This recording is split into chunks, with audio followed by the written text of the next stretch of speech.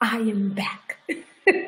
I had a little technical difficulties, but we are back and we are live. And we are talking about the top 7, my favorite top 7 fat burning foods. And what does that actually mean and how do they actually work? If you are just tuning in because you just saw me live and you decided to see what I had this going on, my name is Mubarakah Ibrahim and you are probably watching this on Facebook or YouTube or Periscope. We are multi-streaming today. So there's a couple of things. One, I want to make sure that I get my Instagram people in this. And if you are not following me on Instagram, you can go there and follow me as well. I am fit everywhere, FITMAH, and Instagram people is with us too. All right. So today we are talking about my favorite top 7 fat burning foods, right? This is a catch term that we hear a lot about what's fat burning and what's not, and you should drink celery juice and you should have a green smoothie and you should have this and you should have that. Well, there are several ways in which research have shown things that actually both inhibit weight gain and boost your system of lipolysis. Lipolysis is the technical term of your fat cells actually breaking down. So today what I want to talk to you about is how do you get those fat cells to shrink and to prevent you from being overweight and obese. And one of the aspects of the program that I really emphasize for my clients is something that's called angiogenesis inhibiting foods. So what does that mean that something is an angiogenesis inhibiting food? Research shows that angiogenesis is the way in which fat cells grow. Anything or know someone who has cancer, you may have heard this term before because it's also the way in which cancer cells grow. So this is an important term. I want you to remember it because I'm going to be talking about it a lot over the next couple of weeks because I think it's so essential for people to understand. Angiogenesis. So first, I want to direct you to a great now. If you follow me for any, you know that I love TED. The TED Talks by researcher William Li. His last name is spelled L-I, and it's called Can We Starve Cancer? It's very, very informative, and I recommend that you go over to TED Talks on YouTube and you watch it because it's going to really break down all of the research, not all of it, but a lot of the research that they're doing around angiogenesis. So angiogenesis, for our purposes of weight loss, is the way in which blood vessels are developed in order to feed fat cells. So your fat cells have all of these blood vessels going to them. And when you are overweight or obese, those feeding tubes, for lack of a better terms, actually increase. Where research shows that if we can decrease the amount of blood vessels going to the fat cells, we can actually modulate weight. So this is a very research. Now, what is this called? Well, it's called Angiogenic inhibition, right? So instead of having too much angiogenesis that causes the fat cells to grow, we actually decrease the amount of angiogenesis that cells from growing. So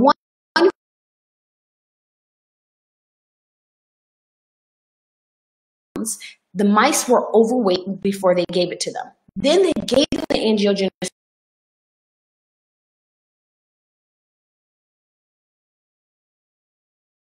In order to make sure that it was the angiogenesis inhibiting compound, not any other factor, took the compounds away and the mice actually gained weight.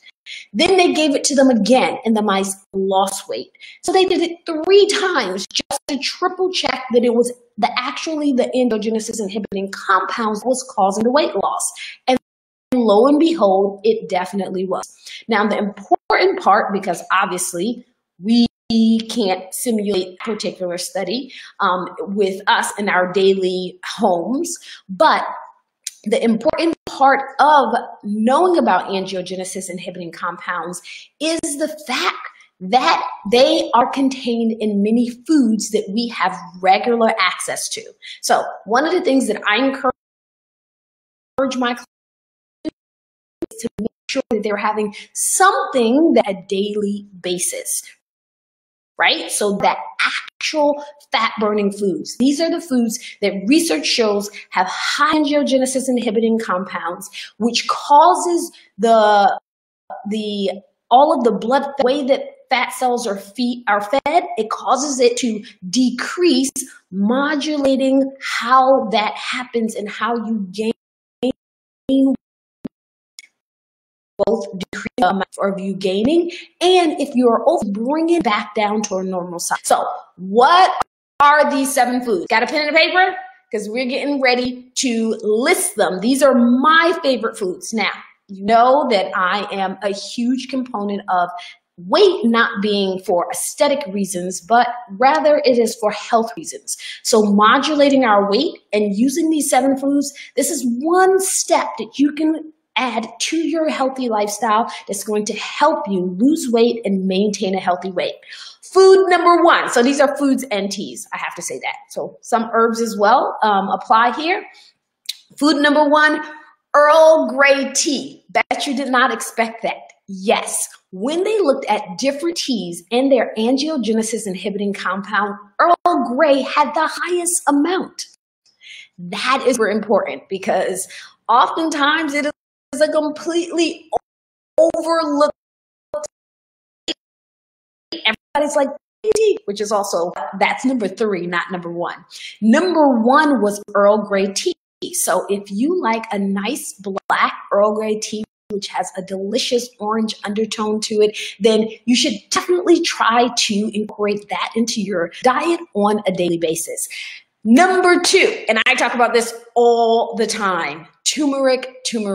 Well, we know turmeric has a vast amount of applications, right? So it decreases cholesterol. It helps you to regulate your blood pressure. It helps you to lose weight.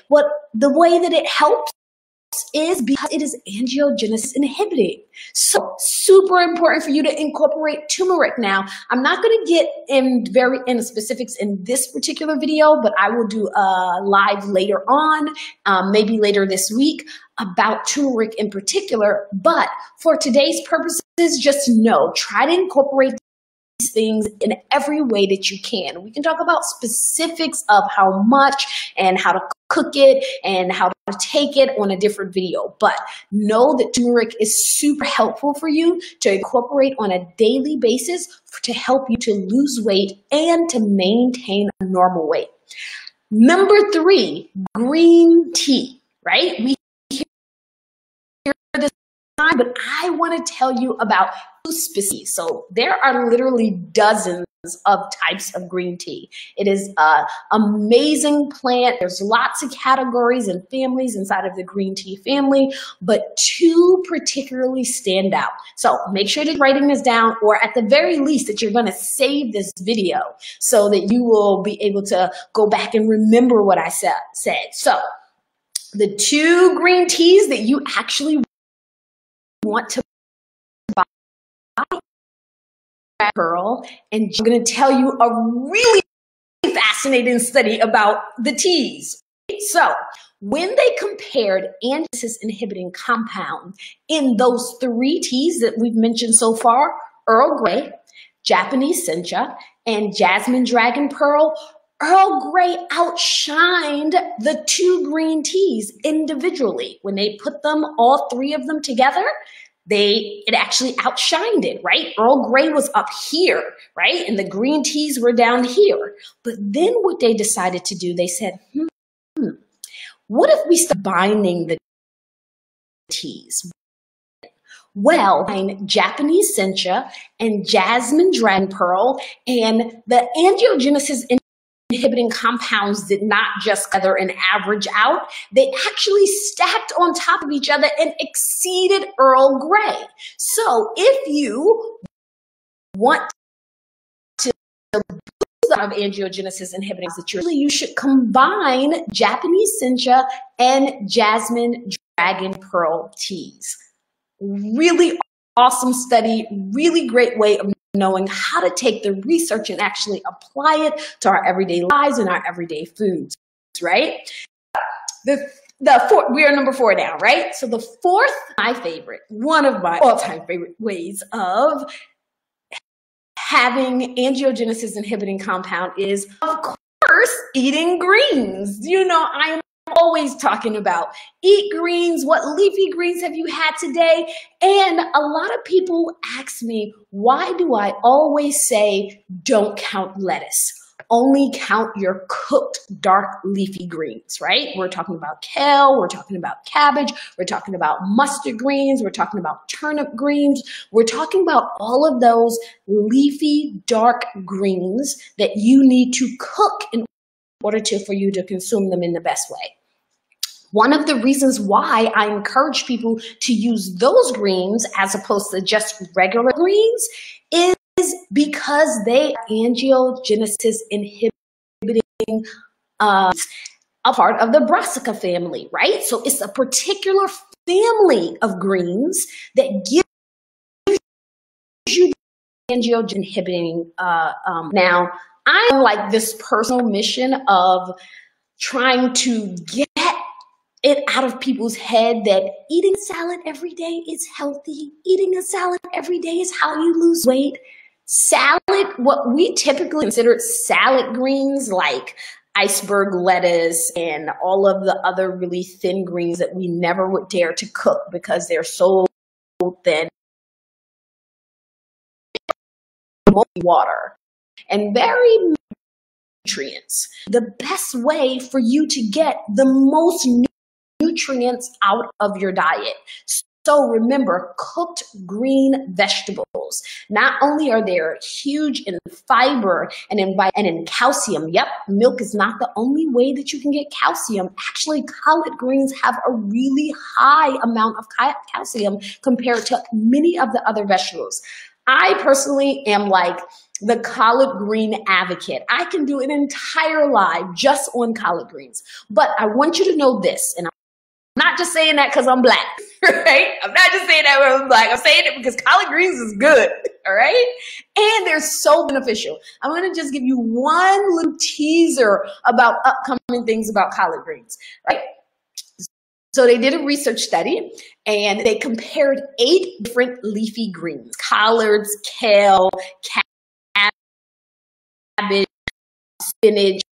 I can't remember the research and posted it on my Facebook page. But what they were doing is they were seeing which one of these greens were the best in helping to reduce cholesterol. Guess which one came out on top? By far, collard greens, and the particular components of collard greens literally attach themselves to the lipids in the blood and took them out of the body.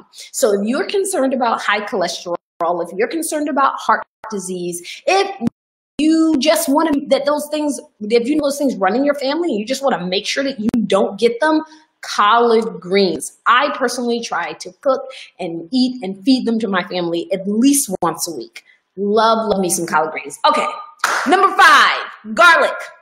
Garlic is anti-angiogenesis, or another way of saying that, angiogenesis inhibiting, right? I call them AI foods. So if you follow me and you start connecting with the lingo, when I say AI food, say the whole thing, you know that I mean angiogenesis inhibiting. And another way of saying that is these are our fat burning foods, right? Go put it inside of your greens, add it to your baked chicken, in you. Again, many applications for health, not just angiogenesis inhibiting to help you with your weight loss, but we know that garlic is antibacterial, it's antiviral, it helps reduce cholesterol, it helps you when you're sick, helps you to the immune system. Garlic is a superfood to me. To me, like, I don't use that word lightly. What's a superfood? Meaning that it applies to multiple aspects of health improvement, but definitely 2. And my 3 top. Number 6, soy. Soy has really gotten a bad rap. I'm gonna say soy has gotten a bad rap because we, as Americans, mostly, all I know is Americans, I don't know what y'all are doing in the UK, but people in the West, we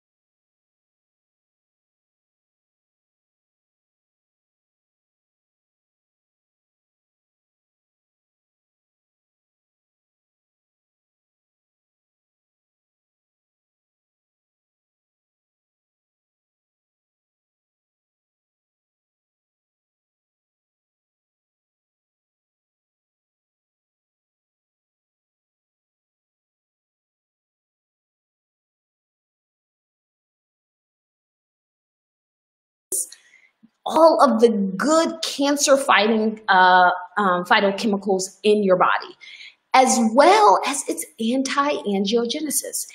Angiogenesis inhibiting berries. There's blackberries, you know, the berry family. People would love that, right? So even on my program, after you finish phase 1, you go into phase 2, and one of the things that clients look forward to is like, hey, now we are incorporating berries, right? So there's very limited fruit that are low on the glycemic load, not the glycemic index, glycemic load. Again, another video. And berries is one of those things. So those are my 7 fat-burning foods. Tea, specifically Earl Grey, turmeric, green tea, specifically Japanese sencha and jasmine dragon pearl, brassica family of vegetables. We're talking about collards, we're talking about kale, we're talking about cabbage, we're talking about turnip and mustard greens, we're talking about Brussels sprouts. All of those are the brassica family of vegetables. Garlic, berries. Those are my top